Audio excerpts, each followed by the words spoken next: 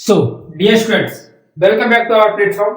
आज का जो टॉपिक है हमारा आपको दिख रहा है, आपको थंबनेल में भी पता चल चुका है। आज हम पढ़ने वाले हैं क्लास 12th मैथ्स का एक बहुत ही अच्छा और स्कोरिंग टॉपिक जो आपके बोर्ड के एग्जाम में आपको बहुत अच्छे मार्क्स देने के पोटेंशियल रखता है, वो है आपका मैट्रिक्स। देखिए दो दो टॉपिक्स है जो आपके मैथ्स के अंदर जो बोर्ड के एग्जाम में आपकी क्लास 12th बोर्ड जो होता है उसके अंदर आपको बहुत अच्छा पोटेंशियल दे सकते हैं। ये स्कोरिंग जिनको बोलते हैं हम स्कोरिंग एरिया, क्योंकि ये दोनों टॉपिक्स आपके मैथ्स के स्कोर को जो आपके नंबर्स हैं उनको थोड़ा सा बूस्ट अप कर देते हैं, क्योंकि ये टॉपिक्स से क्वेश्चंस आते हैं और लार्ज नंबर का एरिया जो है उनको कवर अप करते हैं। पहला जो टॉपिक था वो था डिटरमिनेंट, मैंने उसको करा दिया, उसमें से भी आपको क्वेश्चंस आते हैं। पूरा वन शॉट वीडियो कराया, पूरा पूरा रिवीजन कराया, जिसमें मैंने आपको एक एक कंसेप्ट को विद एक्सप्लेनेशन और क्वेश्चंस के साथ, क्वेश्चंस भी मैंने उसमें आपको कराए एक डिटेल्ड सॉल्यूशन के साथ पूरा कंप्लीट करा दिया। अब है आपका मैट्रिक्स और आप सभी लोग बहुत अच्छे से इसकी तैयारी करेंगे। आई होप आपकी सभी की पढ़ाई अच्छी चल रही होगी। डिटरमिनेंट आपने पूरा देख लिया, अब आप मैट्रिक्स को देखेंगे और अच्छे से समझेंगे, ठीक है। तो वही बात हर वीडियो की तरीके से, जो हर वीडियो के अंदर मैं कहता हूं, आपसे वही बात कह रहा हूं कि आप जब पढ़ने बैठे हो तो आप प्लीज अपनी कॉपी पेन निकाल लीजिए और आप अपनी बुक भी निकाल लीजिए, जिससे कि बहुत आसानी होती है टॉपिक को समझने में। जो मैं डिस्कशन यहाँ करूँ आप अपनी बुक को भी खोलोगे तो उसमें जो चीजें आपको देखने को मिलेंगी तो उससे बहुत अच्छा समझ में आता है, बहुत अच्छा एक्सप्लेनेशन मिलता है। तो देखिए टॉपिक है आपका मैट्रिक्स। अब मैट्रिक्स के बारे में समझते हैं सबसे पहले, ठीक है। देखिए मैट्रिक्स क्या चीज होती है। मैट्रिक्स आपका एक जो चैप्टर है वो एक ऐसा चैप्टर है जिसमें देखिए हम न्यूमेरिकल वैल्यूज जो होती हैं उनको एक प्रॉपर वे में अरेंज करके जो प्राप्त होता है, हमको जो अरेंज करने के बाद जो मिलता है वो मैट्रिक्स होता है। इस तरीके का सिग्निफिकेंस होता है इसका। देखिए इस तरीके का, जिसमें कुछ नंबर्स दिए हुए होते हैं, आपको कुछ नंबर्स, कुछ डाटा दिया होता है, जैसे कि मैं लिख दिया था, ठीक है। अब ये इस तरीके से मैंने लिख दिया, कुछ डाटा है, कुछ इक्वेशंस है, या फिर कुछ हो सकता है उसका ये डाटा है, इसको इस तरीके से सॉल्व किया जा सकता है। इसकी एक नई पहचान है एक तरीके की, इसको अलग तरीके से सॉल्व करने के लिए, जिसको नाम दिया गया है मैट्रिक्स। यानी कि इस तरीके से हम इसको पढ़ेंगे, इसको सॉल्यूशन देखेंगे, इसका क्या हो सकता है इसके बारे में हम समझेंगे। तो जो बेसिक अंडरस्टैंडिंग है कि मैट्रिक्स कैसा दिखता है वो आपका कुछ इस तरीके का दिखता है, कि इस तरीके का होता है आपका मैट्रिक्स, ठीक है, जिसमें कुछ आपको नंबर्स दिए होते हैं। इतना तो समझ में आ गया कि ये मैट्रिक्स इस तरीके का होता है, ऐसा शो होता है मैट्रिक्स। डिटरमिनेंट में कैसा होता है आपका, इस तरीके का होता है। मैट्रिक्स में आपका कुछ इस तरीके का होता है, ठीक है। अब रो और जो कॉलम की बात करते हैं, अब इसके बारे में, इसके अंदर की डिस्कशन करेंगे। अभी तो सिर्फ दिखा हुआ है कि ये मैट्रिक्स दिखता कैसा है, अब उसके बारे में डिस्कशन करना है कि मैट्रिक्स के अंदर हमको पढ़ना क्या है, उसके टॉपिक्स क्या है, एंड ऑल अदर थिंग्स जो दी हुई है इसके अंदर उनको हमको पढ़ना है। सिलेबस के अंदर हमको जो चीज दी हुई है उनको हमको कवर करना है। तो पहला जो चीज आती है उसके अंदर पढ़ने की वो यही आती है, सिग्निफिकेंस के बारे में हमने समझ लिया। अब आती है रो और कॉलम। रो और कॉलम, आई होप आपने वो सभी वीडियोस देखी हो मेरी मैट्रिक्स वाली, जिसमें मैंने रो और कॉलम्स को बहुत अच्छे से एक्सप्लेन किया था। इसमें भी मैं एक्सप्लेन करूंगा, बट अगर वो वीडियो नहीं देखी हो तो आप प्लीज उसको भी जाकर देखिएगा। उसमें भी मैंने आपको बताया था कि रो और कॉलम क्या है, वही चीज है सेम, कुछ भी अलग इतना नहीं है इसके अंदर। जैसा डिटरमिनेंट में था वही टॉपिक है। डिटरमिनेंट और मैट्रिक्स से कुछ सेम सेम से मिलते हैं, कुछ अलग होते हैं, ठीक है। देखिए रो होते हैं आपकी ये रो 1, रो 2, रो 3, ये चीजें हम जो होती हैं इस तरीके की, इस तरीके का रिप्रेजेंटेशन हम देते हैं रो से। कितनी रो है, 1 2 3, ये होती है हमारी रो, ठीक है। अब बात करते हैं कॉलम्स की, तो ये होता है हमारा कॉलम्स। ये क्या होते हैं, हमारे कॉलम्स होते हैं, इनको बोलते हैं column. Column first, column second and column third, ठीक है। ये होती है रोज एंड देन ये होते हैं कॉलम। इतना समझ में आता है कि रो सर समझ में आ गया, अब कॉलम समझ में आ गया। अब आगे की ओर बात करें कि रो और कॉलम के अलावा आप क्या चीज के आगे की ओर बढ़ेंगे, तो हम इसमें आगे की ओर पढ़ते हैं जो पढ़ने वाली चीज है उसको हम समझते हैं, वो है सबसे पहले आपकी order of matrix. Order of matrix. अब सर इसमें ऑर्डर क्या है, ऑर्डर क्या चीज है? ऑर्डर ऑफ मैट्रिक्स का मतलब ये कितने का मैट्रिक्स है। अब इसमें समझ में क्या आता है, ऑर्डर ऑफ मैट्रिक्स होता है हमारा m cross n। m cross n यानी m होता है हमारा रो, ठीक है, m क्या होता है हमारा रो, n क्या होता है हमारा कॉलम, ठीक है। m क्या होता है रो और n क्या होता है कॉलम, जिसको हम रिप्रेजेंटेशन देते हैं कि ये मैट्रिक्स कितने का है, तो हम कहेंगे m क्रॉस n का है, यानी कि m रो है इसमें और n कॉलम्स हैं इसमें। इसके बारे में बात करते हैं। जैसे इसमें मैं बात करूं तो ये कितने का मैट्रिक्स है, इसकी ऑर्डर क्या है मैट्रिक्स की, तो हम क्या बात करेंगे कि इस वाले जो मैट्रिक्स हमको दिया था इस वाले का ऑर्डर कितना होगा, तो हम कहेंगे कि 3 इसमें रो है और 3 ही इसमें कॉलम है, तो ये मैट्रिक्स कितने का होगा 3/3 का मैट्रिक्स कहलाएगा। ये कितने का होगा 3/3 का, 3 ही इसमें रो थी और 3 ही इसमें कॉलम थी, तो ये हो गया आपका 3/3 का मैट्रिक्स। तो इसी तरीके से रिप्रेजेंटेशन देते हैं हम कॉलम्स और मैट्रिक्स का, कि एक मैट्रिक्स की जो ऑर्डर होती है वो किस तरीके से होती है, रो पहले लिखते हैं कॉलम्स को बाद में लिखते हैं, ठीक है। तो ये तो हो गया रो और कॉलम का। अब इसमें एक इंपॉर्टेंट थिंग जो होती है वो अलग करती है हमारी डिटरमिनेंट को, ठीक है। इंपॉर्टेंट थिंग क्या है सर, इंपॉर्टेंट थिंग है कि डिटरमिनेंट्स में क्या था, डिटरमिनेंट्स में था सर कि m इज इक्वल्स टू होता है n के, यानी रो और कॉलम्स, रो और columns are equal in determinants, दोनों आपस में क्या होते हैं इक्वल होते हैं, यानी कि डिटरमिनेंट्स के अंदर हम जब पढ़ते हैं तो जो ऑर्डर होता है वो या तो 3/3 या 2/2 इतने का होता है, या 4/4 कुछ भी हो सकता है, पर लेकिन होता क्या है उसमें रो और कॉलम्स आपस में इक्वल होते हैं। But in that matrix row and columns are not equal, ये जरूरी नहीं है कि ये दोनों इक्वल ही हों, जैसा कि मैंने इसको क्वेश्चन के अंदर लिखा है मैट्रिक्स, ये किस चीज है मैट्रिक्स की बात है, ठीक है सर। ये मैट्रिक्स की बात है कि अगर डिटरमिनेंट की बात होती तो रो और कॉलम बराबर होते, तो इसके बारे में हमको बात करनी ही नहीं है, हमको क्या पढ़ना है मैट्रिक्स। तो मैट्रिक्स में क्या होता है कि रो और कॉलम जरूरी नहीं है कि आपस में बराबर हो सकता है 3 रो हो 2 कॉलम हो तो वो भी एक ऑर्डर बन सकता है, हो सकता है 3 रो हो 4 कॉलम हो वो भी एक ऑर्डर बन सकता है, उसके बारे में मैं डिस्कशन करूंगा। प्लीज आप इसका स्क्रीनशॉट लीजिए, जो बेसिक अंडरस्टैंडिंग थी कि रो क्या होता है, कॉलम क्या होता है, ऑर्डर क्या होता है और इसमें क्या चीज जरूरी थी वो मैंने आपको लिखा दी है। कि इंपॉर्टेंट नोट ये है कि रो और कॉलम ये जरूरी नहीं है कि आपस में बराबर हो, मैट्रिक्स के अंदर बराबर हो भी सकते हैं बराबर नहीं भी हो सकते। That's it. अब आप इसका स्क्रीनशॉट लीजिए, फिर थोड़ा सा ऑर्डर के बारे में और समझते हैं कि 2/3 का ऑर्डर कैसा होगा, 3/2 का ऑर्डर कैसा होगा, then all other things. Please आप इसका स्क्रीनशॉट लीजिए।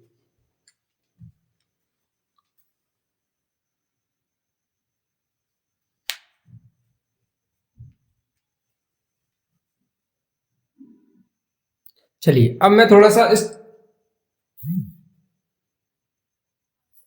चलिए अब मैं थोड़ा सा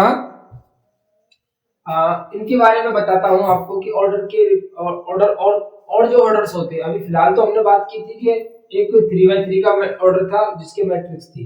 अब मैं बात करूंगा जैसे सर एक 2/2 का मैट्रिक्स हो, यानी मैं ऐसे लिख देता हूं कि सर 2 × 3 का वाला एक ऐसा ऑर्डर होना चाहिए जो 2/3 का ऑर्डर हो, इसकी एक मैट्रिक्स बना दीजिए कैसी दिखती है, या देख तो नहीं उस मैट्रिक्स को कैसा होता है, तो उसके बारे में बात करूं तो देखिए कैसा बनेगा। एक एग्जांपल के तौर पे समझिए हम, इसका मतलब है कि 2 रो होनी चाहिए इसके अंदर, ठीक है, 2 रो होनी चाहिए और 3 कॉलम होने चाहिए। तो 2 रो का मतलब ऐसे समझ लेते हैं कि 2 3 4, 2 रो और 3 कॉलम्स होने चाहिए इसके अंदर, तो 2/3 का मैट्रिक्स बनेगा आपका।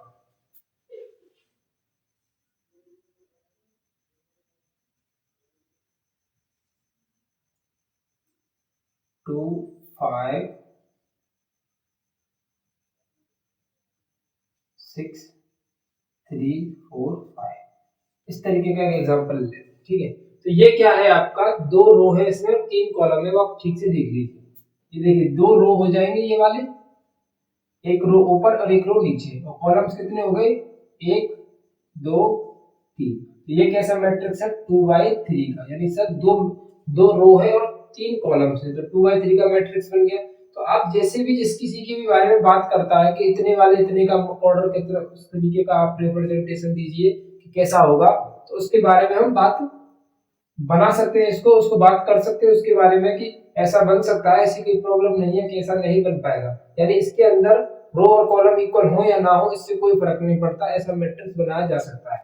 एक एग्जांपल और समझते हैं क्वेश्चन के साथ, जैसे मैंने लिखा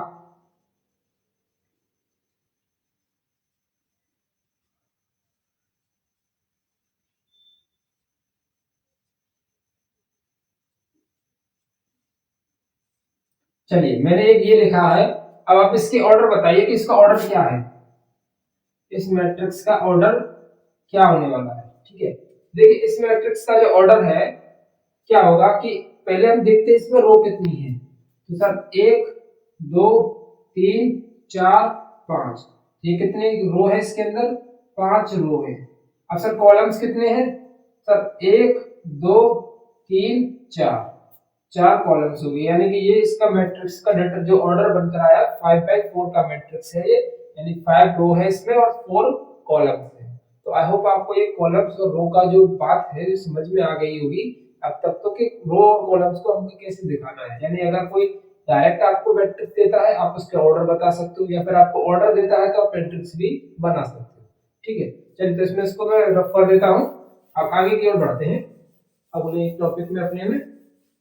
ये छोटी छोटी सी बातें हैं, बेसिक सी बातें हैं, ये तो बहुत सिंपल है। जब अपना अपने एक कोई धांसू वाला कोई मजेदार वाला सीन आएगा यानी कॉन्सेप्ट आएगा तब उसके बारे में बात करेंगे। अगले अगला जो है जर्नल फॉर्मेट, जनरल फॉर्मेट बोल सकते हो या फिर जर्नल फॉर्मेट फॉर्मेशन बोल सकते हो, जर्नल फॉर्मेट ऑफ मैट्रिक्स। ठीक है, यानी कि आपको मैट्रिक्स का जर्नल फॉर्म क्या होता है, कैसा मतलब रिप्रेजेंटेशन देना होता है, एलिमेंट जो होते हैं उसके अंदर, यानी एलिमेंट मतलब जो नंबर्स होते हैं उनकी पोजीशन क्या होनी चाहिए, उसकी पोजीशन कैसे डिफाइन करते हैं, उनके बारे में बात करते हैं। जैसे मैंने एक लिखा, जर्नल फॉर्मेशन होती है A11 A12 A13, A21 A22 A23 A31 A32 और A33। अब ये कैसी मैट्रिक्स है, सर यह है 3/3 की मैट्रिक्स। बेसिकली एग्जांपल के तौर पर तो यही चीज ली जाती है, बट अब देखिए इसके बारे में बात करते हैं। सर ये जो 1 1 आपने लिखा है इसका मतलब क्या है, ये 1 1 के क्या मतलब है, तो सर मैं कहूंगा कि जो 1 1 है, अब ये एक तरीके से 1 1 जो लिखा है इसके ऑर्डर के बारे में बात कर रहा है, इसके बारे में ऑर्डर के बारे में, इसकी जो अगर ये समझ में आ जाता है कि 1 1 कौन से ऑर्डर के बारे में, तो हम पोजीशन को समझ जाएंगे कि कौन सी एलिमेंट की पोजीशन कहां पर है। जैसे ये 1 1 है तो A11 का मींस हो गया इस जगह पर आपका जो A11 है इसका मतलब हो गया फर्स्ट रो और फर्स्ट कॉलम। ठीक है, इसका ये मतलब होगा। जैसे मैंने लिखा 3 2 तो थर्ड रो सेकंड कॉलम। ठीक है, मैंने लिखा थर्ड रो सेकंड कॉलम। अब सर मैं कहूंगा कि A32 जो है वो कौन सी पोजीशन पर है, तो थर्ड रो पर है, सेकंड कॉलम पर है। तो ये चीज आपको पोजीशन के बारे में बताएगा, जैसे कि थर्ड रो और सेकंड कॉलम का, थर्ड रो और सेकंड कॉलम का एलिमेंट कौन सा होगा, ये वाला होगा, क्योंकि देखिए थर्ड रो कौन सी है, ये वाली है, सेकंड कॉलम कौन सा है, ये वाला है। तो इस एलिमेंट की हम बात कर रहे हैं 3 2 की।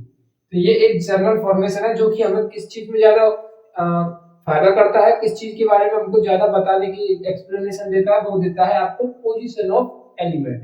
एलिमेंट की पोजीशन बताने में ज्यादा मदद करता है कि हमको एलिमेंट की पोजीशन पता चल जाए कि आखिरकार वो एलिमेंट है कहां पर। जैसे मैं एक एग्जांपल देना चाहूंगा इससे रिगार्डिंग,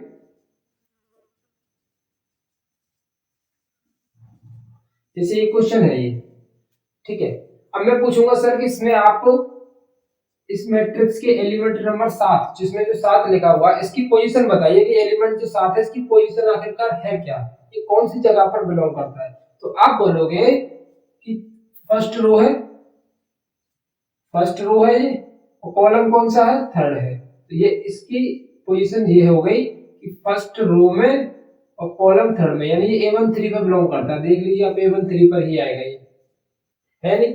A1 3 का एलिमेंट्स है 7। तो ये इस चीज के बारे में बताती है कि ये जो फॉर्मेशन है इस चीज के बारे में बताती है कि आपका कोई भी एलिमेंट कौन सी जगह पर जाकर बिलोंग कर रहा है, कौन सी जगह पर इसकी पोजीशन है, उस चीज के बारे में बताती है A1 3। या फिर मतलब ये आपका फॉर्मेशन उस चीज के बारे में बताता है कि A1 3 A2 3 इस तरीके के बारे में हमको ये चीज बताती है कि इसकी पोजीशन कहां पर है। सो आई होप आपको ये टॉपिक समझ में आया हो कि पोजीशन क्या होता है, यानी एलिमेंट ऑफ पोजीशन के बारे में समझा हमने, और हमने समझ लिया general formation of A matrix. ठीक है, चलिए इसको मैं रफ करता हूं, प्लीज आप इसका स्क्रीनशॉट लीजिए। मतलब की है ये मतलब है कि आपको इस वीडियो को देखने के बाद आपको कहीं भी इधर उधर पूरे यूट्यूब पे घूमने की जरूरत नहीं पड़ेगी, अगर आप इस वीडियो को पूरा देख लेते हो तो। लगभग 2 या 3 घंटे का, जिससे ज्यादा तो नहीं हो पाएगा, 3 साढ़े 3 घंटे लास्ट, इतने से ज्यादा पूरा कवर हो जाएगा। और क्वेश्चंस भी मैं इतने करा दूंगा कि आपको ये नहीं लगेगा कि सर ने बहुत जल्दी जल्दी पढ़ाया। इतना स्लो स्लो और धीरे धीरे पढ़ाते हुए चलेंगे, कोई दिक्कत नहीं आएगा आपको, ठीक है ना। देखिए अब ये जो क्वेश्चन लिखा है मैंने, ये एक चीज, एक ये क्वेश्चन नहीं है, ये आपके लिए कॉन्सेप्ट है जो मैं समझाना चाहता हूँ। देखिए क्या है कॉन्सेप्ट, मेकिंग ऑफ मैट्रिक्स, यानी कि एक मैट्रिक्स को किस तरीके से बिल्ड करना होता है। हमको क्वेश्चन दिया होता है, आपके क्वेश्चन आपके बुक में, आप बुक भी देख ली सकते हो कि इस तरीके के क्वेश्चन आपको मिल जाएगा कि इसे ए आई जे दिया हुआ है, यानी कि वो एलिमेंट्स के बारे में दिया होगा, एक एलिमेंट इसका इस तरीके का है, तो आप इसकी एक मैट्रिक्स तैयार कीजिए। और मैट्रिक्स का जो फॉर्मेशन दिया होता है, जैसे कि क्वेश्चन में दे दिया 3/2 की मैट्रिक्स तैयार करनी है आपको, या फिर आपको करनी है 2/2 की मैट्रिक्स तैयार करनी है आपको। ठीक है, मैं एक छोटा सा कंसेप्ट लेके चलता हूँ जिसको समझाने की कोशिश करता हूँ मैं, जिससे आपको ये समझ में आए कि मैं कहना क्या चाहता हूँ। जैसे कि एक एलिमेंट है जिसका ए आई जी बराबर इतना एक जनरल फॉर्मेशन दी दिया है। ये क्या है, जनरल फॉर्मेशन है। ये जनरल फॉर्मेट है एक मैट्रिक्स का, जिसको हम nth टर्म की तरीके से बोल सकते हैं। और इसका जो ऑर्डर दिया हुआ है वो दिया हुआ है 2 into 2 का, यानी कि 2 रो होनी चाहिए और 2 कॉलम होने चाहिए, और इस तरीके की बनी हुई होनी चाहिए एक आपकी मैट्रिक्स। तो आप मैट्रिक्स बनाओगे कैसे, तो सबसे पहला जो काम आता है इसके मैट्रिक्स बनाने में, तो ये आता है कि आप 2/2 का एक जनरल फॉर्मेशन तैयार करो। यानी कि मैं कहना चाहता हूँ कि आप एक ऐसा तैयार करो, A12 A22 A21 A22, sorry A12 A11 A12 A21 और A22। ठीक है, ये इस तरीके का हो गया। ये है गया, ये हो गया आपका 2/2 का, ये 2/2 ऑर्डर का एक जर्नल फॉर्मेट। इस तरीके का मैट्रिक्स बनकर आपका आएगा, ये जर्नल फॉर्मेशन है। जैसे मैंने आपको 3/3 का लिखाया था, ऐसे 2/2 का होता है, सब तरीके का होता है। आपको 3/2 का लिखना हो उसका भी आपके लिए जर्नल फॉर्मेशन होता है। सेम उसको बढ़ाते हुए चलते हैं, जैसे 1 1 है, 1 2 है, 1 3 भी कर सकते थे, 1 4 भी कर सकते थे, जितनी आपकी जरूरत होती है अकॉर्डिंग टू क्वेश्चन की रिकमेंडेशन के अनुसार। ठीक है, तो क्वेश्चन की रिकमेंडेशन है 2/2 की बनानी है, तो मैंने 2/2 का एक इस तरीके का फॉर्मेट बना लिया। अब आपको क्या करना है, सिंपल, बहुत अच्छा काम करना है और बहुत छोटा सा काम करना है। ये वैल्यूज निकालनी है आपको जो मैंने दी हुई है इस जगह पर। इसका मतलब मुझे एक बार चाहिए A11, एक बार मुझे चाहिए A11। इसका मतलब क्वेश्चन के अंदर देखिए आई की वैल्यू 1, जे की वैल्यू 1, आई की वैल्यू 1 हो जाएगी आपकी और जे की वैल्यू भी 1 हो जाएगी। तो ये क्वेश्चन के अंदर आपको पुट कर देना है 1 - 3 into 1, 1/2, 1 - 3, देन आपका बचेगा माइनस का 1, क्योंकि -2 into 2, 2 से 2 कैंसिल करोगे तो -1 बचेगा। तो ये A11 का जो एलिमेंट है वो कितना निकल कर आ गया आपका 1। तो मैं इसको इधर साथ के साथ पुट करते हुए चलता हूँ। ठीक है, देखिए A11 का एलिमेंट निकल कर आया -1, तो मैं इसी जगह पर -1। अब की बार कौन सा है, A12 है, तो मैं A12 रखूंगा। तो A12 रखना है अब मुझे, इसको मैं मिटा देता हूँ, इसी के साथ साथ इसको पुट करते चलते हैं। ठीक है, अब क्या करना है, A12। A12 में आई की वैल्यू तो अभी भी 1 ही है, लेकिन जे की वैल्यू कितनी चेंज होगी, अब 2 होगी। तो मैं उसी के अकॉर्डिंग इसमें वैल्यूज को पुट करूंगा। आई की वैल्यू अभी भी 1 है और जे की वैल्यू 2 होगी। 1 माइनस 6 कितना बचेगा माइनस के 5, तो ये आंसर निकल कर आएगा माइनस के 5/2। इसका मतलब अब जो एलिमेंट ऑफ A12 है वो कितना निकल कर आया है माइनस के 5/2। तो वो वैल्यू आपको पुट करनी है उसकी पोजीशन पर, उसकी पोजीशन कहाँ है यहाँ पर है, तो ये माइनस के 5/2 दोनों एलिमेंट्स निकल कर आ गए। अब बात करते हैं तीसरे वाले के बारे में। तीसरा एलिमेंट कौन सा है, A21 के ऑर्डर का है, तो A21 के ऑर्डर का एलिमेंट निकाल लेते हैं, इसको बता देते हैं, ठीक है। A21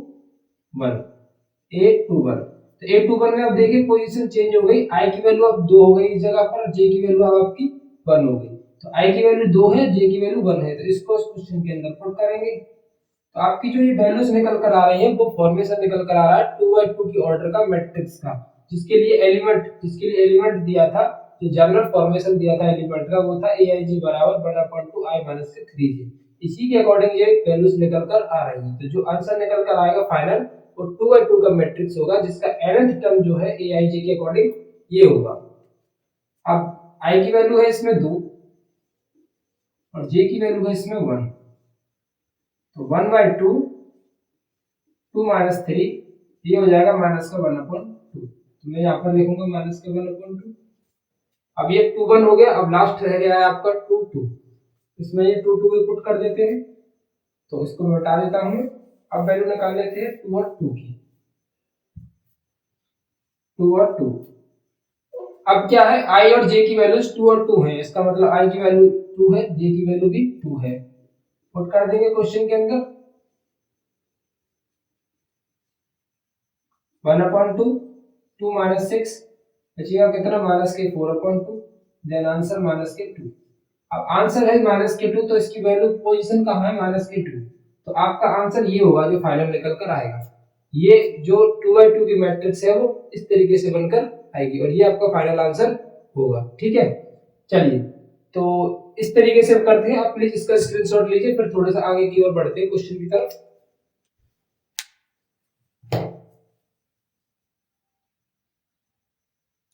देखिए, तो अब ये जो है आपका क्वेश्चन, इसी तरीके से आप आपसे क्वेश्चन के अंदर कुछ भी पूछे, अगर आपसे 2/2 पूछता है तो आप 2/2 का इस तरीके से बनाकर निकाल दोगे, आपसे 3/3 पूछता है तो आप 3/3 का बनाकर निकाल दोगे। इसका मतलब आपको अगर ऐसा क्वेश्चन पूछता है तो आपको पहले ये लिखना पड़ेगा, जिससे कि आपको पता चले कि आपको आई और जे की वैल्यूज क्या रखनी है। हो सकता है कि आप ये सोचो कि सर इसमें लिखना ज्यादा जरूरी था। देखिए, मैं ये नहीं कह रहा हूँ कि ये लिखना ज्यादा जरूरी था, पर मैं कह रहा हूँ कि गलती से बेहतर है कि आप मिस्टेक करो, उससे बेहतर ये है कि आप इसको एक स्टेप लिख लो, क्योंकि हो सकता है आप कैलकुलेशन एरर कर जाओ कि 1 1 की जगह कोई वैल्यू एरर बना जाओ। इससे मैं नहीं चाहता कि आप कोई वैल्यू एरर करो, तो आप पहले इसको लिख लोगे, जिससे आपको कंफर्मली पता रहेगा कि आपको 1 आई की वैल्यू क्या रखनी है एंड देन जे की वैल्यू को क्या पुट करना है। तो इस तरीके का क्वेश्चन आपसे एग्जाम में पूछा जा सकता है। ये कोई जरूरी नहीं है कि ऐसा क्वेश्चन नहीं पूछा जाएगा आपसे, हो सकता है पूछा जाए, ऑब्जेक्टिव टाइप में आ जाए, क्योंकि वो छोटा क्वेश्चन है, ज्यादा बड़ा क्वेश्चन नहीं है। तो आई होप आपको ये अच्छे से समझ में आया। अब आगे की ओर बढ़ते हैं मैट्रिक्स के अंदर। तो ये छोटी मोटी बातें थी जो मैट्रिक्स के अंदर बेसिक्स थे ये मैट्रिक्स के, जो हमने समझ लिए। अब मूव ऑन नेक्स्ट टॉपिक, और नेक्स्ट टॉपिक्स क्या आता है हमारा वो समझते हैं। नेक्स्ट टॉपिक है हमारा टाइप्स ऑफ मैट्रिक्स। क्या है, टाइप्स ऑफ मैट्रिक्स, कि मैट्रिक्स के टाइप्स क्या क्या हो सकते हैं, कितने तरीके का होता है मैट्रिक्स, क्या क्या, मतलब जैसे ज्यादा जरूरी तो नहीं है कि मैट्रिक्स को हम पढ़ें कि टाइप्स क्या है मैट्रिक्स के, हमको तो सॉल्यूशन से मतलब होते हैं, ज्यादातर नहीं पूछता है कि टाइप्स क्या है। लेकिन अब की बार क्या है, आपके बोर्ड के एग्जाम्स में आपको ऑब्जेक्टिव टाइप क्वेश्चंस भी आएंगे कुछ, यानी कि 20 क्वेश्चन के लगभग आपके ऑब्जेक्टिव टाइप क्वेश्चन बोर्ड में पूछे जा सकते हैं आपसे। तो हो सकता है कि उनके अंदर आपको इस तरीके का टाइप वाला क्वेश्चन बना के दे दे। पिछले जो प्रीवियस पेपर्स होते हैं उनमें तो ज्यादा से ज्यादा 5 क्वेश्चन आते थे आपके ऑब्जेक्टिव टाइप के, तो उनमें ऐसा कुछ भी नहीं पूछता था ज्यादातर केसेस में देखा गया। लेकिन अब की बार आपके ओएमआर सीट वाला जो पेपर आएगा उसमें क्वेश्चंस आएंगे आपको, तो हो सकता है, चांसेस बन सकते हैं कि आपसे उस तरीके के पूछ ले। तो इस वजह से मैंने types of question, type of matrix को इसके अंदर इंक्लूड किया हुआ है, इस टॉपिक के अंदर इंक्लूड किया हुआ है। नहीं, ज्यादातर तो ये चीज पढ़ने वाली होती है कि आप एक बुक में से पढ़ लीजिए और समझ लीजिए, ऐसा कुछ भी नहीं होता इसके अंदर। तो सबसे पहले समझते हैं हम कॉलम मैट्रिक्स। क्या होता है? कॉलम मैट्रिक्स, यानी इसको बोलते हैं स्तंभ आव्यूह। कॉलम मैट्रिक्स में क्या होता है, आपकी एक पूरी कॉलम दी हुई होती है आपके लिए, तो वो आपका कैसा बन जाता है? Column matrix. जैसे कि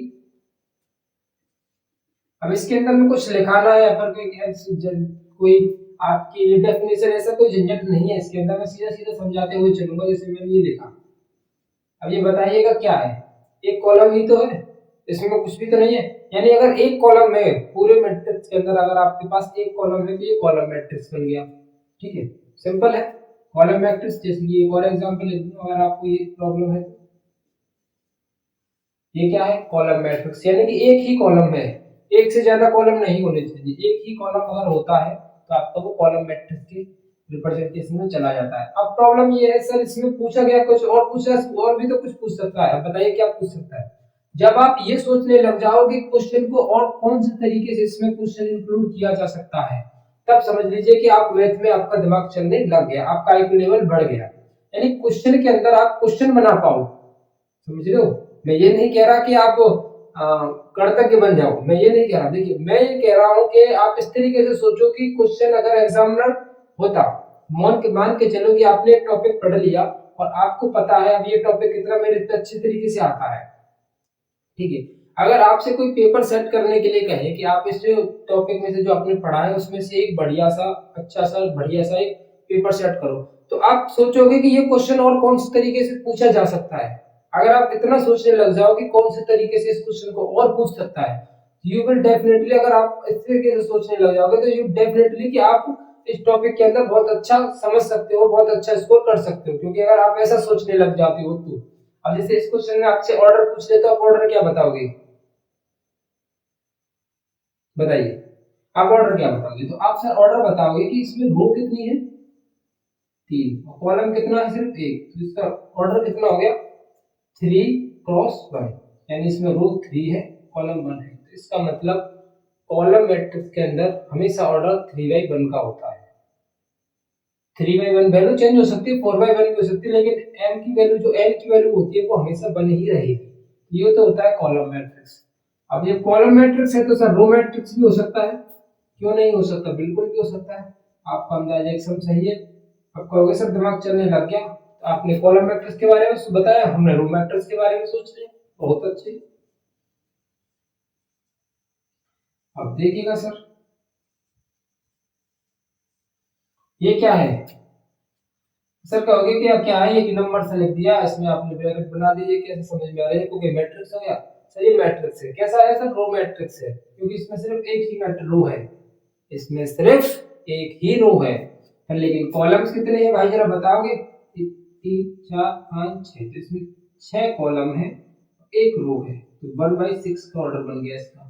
तो इसको बोलते हैं आप रो मैट्रिक्स। जिसमें एक रो हो रो मैट्रिक्स, जिसमें एक कॉलम हो वो कॉलम मैट्रिक्स। खत्म, और इससे ज्यादा कुछ भी नहीं। तीसरा टॉपिक, स्क्वायर मैट्रिक्स। ये एक बहुत अच्छा टॉपिक और समझने लायक बात हो सकती है, स्क्वायर मैट्रिक्स ये क्या है। पर समझ जाओगे तब कहोगे कि सर बहुत ही इजी था, इसमें क्या था? इसको तो हम ऐसे ही समझा देंगे आपको। चलिए तो सर समझा देते हैं। देखिएगा जरा, मैंने इस तरीके का क्वेश्चन लिखा है, 2 4 5 7 लिख दिया। अच्छा सर लिख दिया, अब ये पता कैसे चल रहा है स्क्वायर मैट्रिक्स है? तो सर सबसे पहले तो ऑर्डर निकालिए, क्योंकि ऑर्डर से ही कुछ पता चल सकता है, जैसे ऐसा तो कुछ नहीं पता चलेगा। तो सर ऑर्डर है इसका, 2 रो है और 2 ही कॉलम है। तो अब कुछ यूनिक सा लग रहा है सर, लग रहा है क्या लग रहा है सर? कि अगर ऑर्डर में रो और कॉलम बराबर हो जाते हैं तो वो आपका स्क्वायर मैट्रिक्स बन जाता है। यानी रो की वैल्यू और कॉलम्स की वैल्यू, यानी m और n आपस में अगर बराबर है, then this is square matrix, यह स्क्वायर मैट्रिक्स होगा। ठीक है, बहुत सिंपल था, कुछ भी नहीं था। प्लीज आप चाहो तो स्क्रीनशॉट लीजिए, वरना मैं फिर अगले कॉन्सेप्ट की तरफ चलता हूं। आपको मैं 10 सेकंड का समय देता हूं, स्क्रीनशॉट ले लीजिए।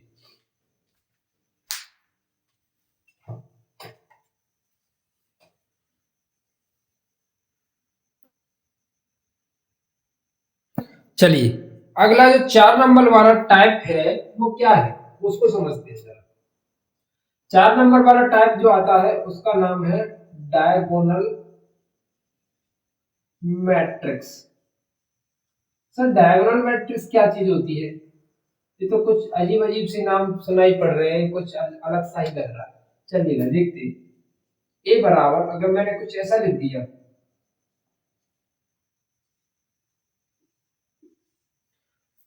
तो सर अब इसमें कुछ आपको डिफरेंस दिख रहा है, कुछ अलग दिख रहा है इसके अंदर। क्या दिख रहा है सर अलग? कि ऐसा कुछ अलग दिख रहा है कि डायगोनल मैट्रिक्स वो होते हैं जिनके डायगोनल्स का फॉर्मेट में ही आपके एलिमेंट होते हैं, बाकी का अदर जीरो होता है। बाकी का अदर जीरो होता है। डायगोनल्स कैसे होते हैं? अपोजिट अपोजिट पॉइंट्स को मिलाने पर आपके डायगोनल्स बनते हैं, जैसा कि रेक्टेंगल में होता है। देखिए ये आपका मान के चलिए एक रेक्टेंगल है, तो इसके अपोजिट पॉइंट्स को मिला देते हैं, क्या बनता है? डायगोनल्स। तो मैंने अपोजिट वाले मिलाए तो एक जो नंबर्स बन रहे हैं तो वो आपके डायगोनल्स मैट्रिक्स। उनके अलावा अगर जितने भी है अगर वो जीरो है और वो सिर्फ उन्हीं में नंबर है, डायगोनल की फॉर्मेशन में ही नंबर्स दिए हुए हैं आपको, तो वो आपका डायगोनल मैट्रिक्स है। जैसे कि मैं एक और एग्जांपल लिखता हूं जिससे कि और अच्छे समझ में आए।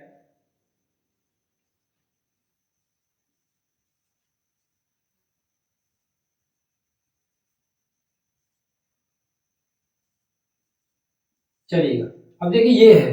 अब डायगोनल इसका कैसा बनेगा? इसका डायगोनल ये होगा, ये हो गया। तो इसी डायगोनल के अंदर ही एलिमेंट है, रिमेनिंग सभी एलिमेंट्स जीरो हैं।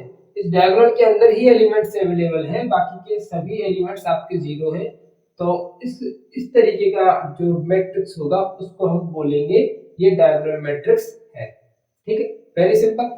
और इसकी जो होती है वो तो ऑर्डर आपको अच्छे से निकालना आएगा कि इसका ऑर्डर क्या होगा। अब अगला जो टॉपिक है उसको बोलते हैं scalar matrix. Scalar scalar matrix, ठीक है। अब देखिए स्केलर मैट्रिक्स क्या चीज होती है उसको समझते हैं। सेम एज मैं पहले बताऊंगा आपको, पहले एग्जांपल लिखूंगा तब आपको समझाने में ज्यादा मजा आएगा मुझे।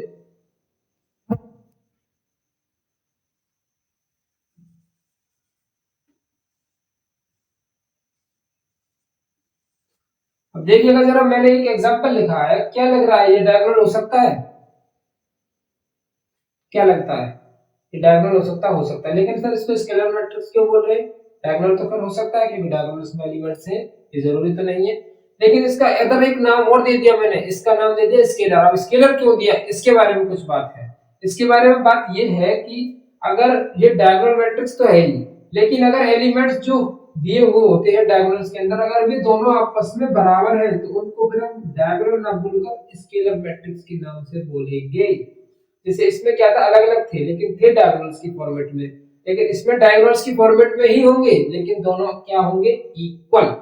और दोनों अगर इक्वल होंगे तो उसको बोलेंगे स्केलर मैट्रिक्स। बहुत ही सिंपल कॉन्सेप्ट है। अगर मैं इसमें जैसे मैं बात करूं ये वाला है 5, इसको मैं अगर 3 कर दूं तो ये स्केलर मैट्रिक्स हो गया क्योंकि तीनों सभी इक्वल्स है। सिंपल। तो ये है आपका स्केलर मैट्रिक्स का फंडामेंटल। अब बात करते हैं, अगला एक और टॉपिक है उसके बारे में बात कर लेते हैं, ये खत्म हो जाएंगे। फिर नेक्स्ट टॉपिक के बारे में बात करेंगे, ये टाइप्स वगैरह इसके खत्म कर लेंगे। फिर ये है आइडेंटिटी। आइडेंटिटी मैट्रिक्स बोलते हैं इसको हम। आइडेंटिटी मैट्रिक्स में सर क्या होता है? आइडेंटिटी मैट्रिक्स में सर ये होता है कि फिक्स होता है। फिक्स क्या होता है सर वो समझते हैं।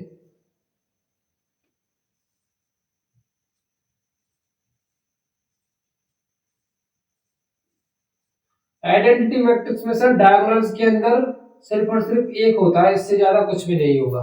ना तो दो होगा ना तीन होगा। अगर एक एक एक आ रहा है डायगोनल्स के अंदर तो कंफर्म है अनदर एलिमेंट सब जीरो हो, सिर्फ डायगोनल्स के अंदर नंबर हो और वो नंबर सिर्फ एक ही होना चाहिए। तो इस तरीके का जो दिखता है उसको हम डायगोनल्स को, इस तरीके के मैट्रिक्स को आइडेंटिटी मैट्रिक्स बोलते हैं। और इसके लिए एक अलग से रिप्रेजेंटेशन दिया है, वो है आई। इसको हम रिप्रेजेंट भी किससे करते हैं? आई से करते हैं। तो diagonal matrix sorry identity matrix ऐसी होती है। ठीक है, आप प्लीज इसका स्क्रीनशॉट लीजिए, डायगोनल, स्केलर और देन आइडेंटिटी। फिर अगले टॉपिक को डिस्कस करते हैं, बहुत ही छोटा सा पिद्दी सा टॉपिक था, types of element sorry types of matrix. कितना आसान था और कितनी आसानी से हमने समझ भी लिया। अब नेक्स्ट टॉपिक पर चलते हैं।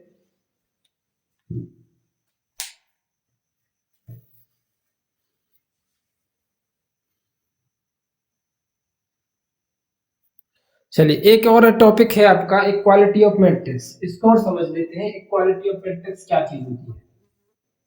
इक्वालिटी ऑफ मैट्रिक्स में जैसे कि हमारे पास एक एलिमेंट है, सॉरी एक मैट्रिक्स है 2 3 4 5, दूसरा एलिमेंट भी हमारे पास इसी के जैसा होना चाहिए, तो उसको हम बोल सकते हैं कि ये दोनों एक मैट्रिक्स क्या है, इक्वल है, अब एक दूसरे में इक्वल है, यानी बिल्कुल सेम है, ये भी है और ये भी है, इसको बोलते हैं इक्वालिटी ऑफ मैट्रिक्स। ठीक है, तो इसमें क्या होता है, ऑर्डर सेम होने चाहिए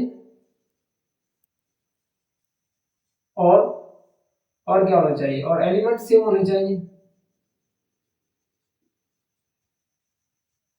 एलिमेंट भी सेम। इससे रिलेटेड आपके क्वेश्चंस आते हैं, तो इसको समझने के बाद हम सीधा क्वेश्चन की तरफ जाएंगे। अब आपको वैसे इसमें भी क्या समझना था, दोनों बराबर ही तो थे, अब सिंपल है, इसमें बराबर ही समझना और समझना कुछ नहीं। इससे रिलेटेड क्वेश्चन आगे उनको समझेंगे और मैं बताना, अपना दिमाग चलाना। ठीक है, तो आप इसको भी स्क्रीनशॉट में कवर कीजिए जल्दी से, फिर मैं क्वेश्चन की तरफ चलता हूँ। अब हमारा थोड़ा सा जो टॉपिक है, जितना भी हमने पढ़ा है उससे रिलेटेड कुछ क्वेश्चंस लगा लेते हैं, उसके बाद फिर आगे की तरफ कॉन्सेप्ट की तरफ मूव करेंगे, हाथ के हाथ सभी कॉन्सेप्ट पढ़ेंगे, यानी पहले एक सिस्टम में थोड़ा सा कंसेप्चुअली चलेंगे, कंसेप्ट पढ़ने के बाद फिर कुछ क्वेश्चंस की तरफ चलेंगे, ऐसा कुछ करते हुए चलेंगे हम। ठीक है,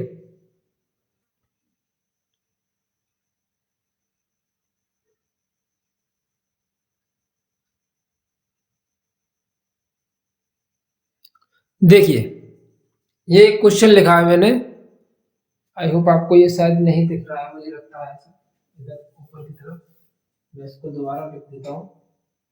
6 - 3 - 2 और आपका 3y था, और क्या था, 3y - 2 था, और 2c + 2 था, और आपका 0 था। ठीक है, ये देखिए है ना, ये क्वेश्चन है। अब ये क्वेश्चन में मुझे क्या करना है, find the value of A B C X Y Z, इनकी वैल्यूज मुझे बतानी है, ए बी सी और एक्स वाई जेड की वैल्यू क्या होगी। तो अब देखिए, बहुत ही पिद्दी वाला, बहुत ही छोटा सा कंसेप्ट लगेगा और बहुत आसानी से आप कहोगे सर ये तो इतना क्वेश्चन सरल था और दिखने में कितना टफ लग रहा था। ऐसा पर ये इस तरीके के क्वेश्चन आपसे पेपर में पूछे जाते हैं, उसी को उन्हीं क्वेश्चंस को मैं अपने वीडियो के अंदर कराता हूं, जो आपके पीछे के पेपर्स में यानी प्रीवियस ईयर पेपर्स में आपसे पूछे गए हैं, उन्हीं क्वेश्चंस को मैं उठाता हूं, जिससे आपको समझ में आए कि पेपर का पैटर्न कैसे आने वाला है और समझ में आए कि हमको क्वेश्चन करना कैसे है। अब देखिए ये बराबर वाला साइन दिया है, इसका मतलब ये दोनों आपस में बराबर है, तो सर बराबर है तो मैं क्या कर सकता हूँ, ये एलिमेंट इसके बराबर होगा। ठीक है, ये वाला एलिमेंट इसके बराबर होगा, और अगला वाला एलिमेंट उससे अगले के बराबर होगा। सिंपल, तीनों एलिमेंट्स की वैल्यू कर दी। अब पहले इसको सॉल्व कर लेते हैं, जिससे कि हमको पता चल जाए कि इनकी वैल्यूज क्या है। x बराबर कितना निकल कर आता है, -3, z बराबर कितना निकल कर आता है, +2, और 2y - 3y -2 +7 y बराबर में 5, y बराबर -5। तो x की वैल्यू -3, z की वैल्यू 2 और y की वैल्यू -5, ये तीनों वैल्यूज निकल कर आ गई। तो x y z भी तो निकल कर आई। अब abc पर चल देते हैं, देखिए a-1 है इधर, ये वैल्यू किसके बराबर होगी, इस वाले की, तो a-1 बराबर हो गया आपका -3। ये क्या है सर, 2c + 2 है, ये किसके बराबर है, 0 के, 2c + 2 बराबर है 0 के, और 2b + 4 b-3 के, 2b + 4 b-3 के। अब इनको सॉल्व कर लीजिए, a बराबर -3 + के 1, a बराबर हो जाएगा -2। इसको करेंगे 2c बराबर -2, c बराबर -1, इसको करेंगे 2b - b बराबर -3 -4, तो b बराबर हो जाएगा -7, a की वैल्यू -2, b की वैल्यू, c की वैल्यू -1 और b की वैल्यू -7। देखिए कितना सिंपल है, यानी इस तरीके का क्वेश्चन आपसे पूछा जा चुका है प्रीवियस ईयर पेपर में, और इनका करने का तरीका बहुत ही आसान होता है। बराबर दिया हुआ है तो आप वैल्यूज को बराबर करते हुए चलेंगे। 6x+3 की वैल्यू 0 के बराबर, z+4 की वैल्यू 6 के बराबर, और इस तरीके से अपना आंसर निकालेंगे। बहुत ही अच्छा इंटरेस्टिंग क्वेश्चन और इम्पोर्टेंट भी है। आप प्लीज इसका स्क्रीनशॉट लीजिए। फिर नेक्स्ट क्वेश्चन इसी तरीके का एक और क्वेश्चन समझते हैं, जिससे और अच्छा बिल्डअप मिले आपको क्वेश्चन समझने में।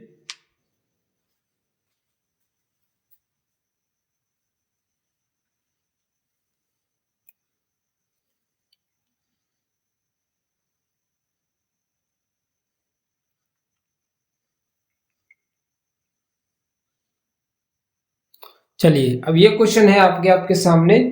अब देखिए इस क्वेश्चन को सॉल्व आप कैसे करोगे। सिंपल है, मैंने अभी आपको बताया कि बराबर वाला क्वेश्चन आपको सॉल्व करना है। देखिए बराबर वाला ही क्वेश्चन आता है इस तरीके, जितना भी हमने कांसेप्ट पढ़ा उसमें सबसे बढ़िया कांसेप्ट था बराबर वाला, जो इक्वालिटी वाला था। उससे रिलेटेड आपके क्वेश्चन पूछे जाते हैं। एक कांसेप्ट था मेकिंग ऑफ मैट्रिक्स, जो मैंने बताया आपको कि आई जे की वैल्यू इसके बराबर रहती है। एक क्वेश्चन हो सकता है आपसे उससे पूछे जाए, और इससे ज्यादा आपको इसमें ये नहीं पूछेगा कि स्केलर मैट्रिक्स क्या होता है, ये वगैरह वगैरह कुछ भी नहीं पूछता। ये पूछता है इक्वालिटी के बारे में। तो इक्वालिटी के कांसेप्ट से हम ए बी सी डी की वैल्यूज निकालते हैं। देखिए कैसे निकालना है, सिंपल है। क्या है, इसकी वैल्यू इसके बराबर है, तो मैं सभी वैल्यूज को आपस में बराबर कर लेता हूँ। a प्लस बी बराबर 4, a माइनस के 2 के बराबर -3, 5c माइनस के d बराबर 11, और 4c प्लस के 3d बराबर 24। ठीक है, देखिए अब इनको आपस में सॉल्व करना है। ये है आपकी इक्वेशन फर्स्ट, ये है आपकी इक्वेशन सेकंड, ये है आपकी इक्वेशन थर्ड, और ये है आपकी इक्वेशन फोर्थ। तो पहले मैं ए इसको सॉल्व करता हूँ, फर्स्ट और सेकंड को। तो 2a प्लस बी बराबर में 4, a माइनस की 2b बराबर में माइनस की 3। एलिमिनेशन लगा सकता हूँ, पर एलिमिनेशन में 2 और 3 से मल्टीप्लाई करना पड़ेगा, उसको भी कर लेते हैं। इसमें 2 से मल्टीप्लाई करूंगा तो क्या होगा, ये हो जाएगा आपका 2a प्लस के b बराबर 4, 2a माइनस के 4b बराबर माइनस के 6, और ये माइनस प्लस प्लस ये दोनों कैंसिल, 4b और प्लस के b कितना हो जाएगा आपका 5b, और ये हो जाएगा 10। b की वैल्यू हो जाएगी आपके पास 2। अब b की वैल्यू 2 है, आप इसको किसी भी इक्वेशन में रख दीजिए, फर्स्ट में रख दीजिए या सेकंड में। मैं रख देता हूं put in equation first. Equation first क्या है आपकी, 2a प्लस की b बराबर में 4 है। b की वैल्यू आप 2 रखोगे, a प्लस 2 बराबर में 4, तो 2a बराबर 4 माइनस के 2, 2a बराबर 2, a की वैल्यू होगी आपकी 1। ठीक है, b की वैल्यू निकल गया, a की वैल्यू निकल कर आ गई। अब बात करते हैं किसके ऊपर, थर्ड और फोर्थ इक्वेशन के ऊपर। सॉल्व कर लेते हैं इसको। इक्वेशन थर्ड से c की वैल्यू निकाल लेते हैं। c की वैल्यू जब आप निकालोगे, सॉरी d की वैल्यू जब निकालोगे तो क्या निकल कर आएगी, 5c माइनस के 11 इक्वल टू d, और d का मान पुट कर देते हो किसके अंदर, इस वाली इक्वेशन के अंदर। 4c प्लस 3 इंटू डी की वैल्यू है 5c माइनस के 11 इक्वल टू 24। तो ये हो जाएगा आपका 4c प्लस 5 या 15c माइनस की 11 33 इक्वल टू 24। 15c और 4c कितना हो जाएगा 19c, ये हो जाएगा आपका 24 प्लस के 33। ठीक है, तो ये हो जाएगा 19c बराबर 24 प्लस 33 कितना होता है, 4 और 3 7, और 3 और 2 6, 3 और 2 5, सॉरी सर 3 और 2 होता है 5, तो 19 57, 3 बराबर c की वैल्यू कितनी निकल कर आई 3। और c की वैल्यू को आप इक्वेशन थर्ड और फोर्थ में से किसी की वैल्यू के अंदर रख दोगे, आपका आंसर निकल कर आ जाएगा। c की वैल्यू मैं यहाँ रख देता हूँ, तो d बराबर है 5 इंटू 3 माइनस 11, 5 या 15, 15 में से 11 जाएगा तो 4, तो d की वैल्यू 4। तो b a की वैल्यू 1, b की वैल्यू 2, c की वैल्यू 3 एंड d की वैल्यू 4। तो इस तरीके का क्वेश्चन लगता है, देखिए कितना छोटा सा क्वेश्चन लग रहा था, लेकिन कितना बढ़िया और अच्छा फॉर्मेशन लेकर आया है। तो इस तरीके का क्वेश्चन आपसे बोर्ड में पूछा जा सकता है इक्वालिटी के कॉन्सेप्ट पर। सो आई होप आपको ये दो क्वेश्चंस के बाद तीसरा क्वेश्चन आप करने बैठोगे तो आप खुद ही कर पाओगे इनको। अब आप ये कहो कि सर मुझ पे इक्वेशन सॉल्व नहीं होती, तो उनका इलाज तो नहीं हो सकता, क्योंकि आप 12th क्लास में हो तो फिर आपको 10th वाला कॉन्सेप्ट पढ़ाने में मजा नहीं आएगा। आप चाहो तो अगर थोड़ी बहुत वीक भी हो इक्वेशन सॉल्व करने में, तो आप मेरे चैनल पर जाकर प्लेलिस्ट में जाकर आप वहां 10th क्लास के चैप्टर नंबर 3 को आप एक बार वहां पढ़ लीजिए कि linear of pair of linear equation वाला जो चैप्टर है, दो चार वाला रैखिक समीकरण, आप उसको पढ़ लीजिए तो उसमें समझ में आ जाएगा आपको इनको सॉल्व कैसे करते हैं। अगर कोई भी बंदा अगर ऐसा है जिनको सॉल्व नहीं करने में दिक्कत है, बेसिकली 99% अगर आप देख रहे हो तो आपका ये अच्छे से आते हैं सॉल्व करना। तो चलिए नेक्स्ट कॉन्सेप्ट या क्वेश्चन की तरफ चलते हैं। आप प्लीज इसका स्क्रीनशॉट लीजिए।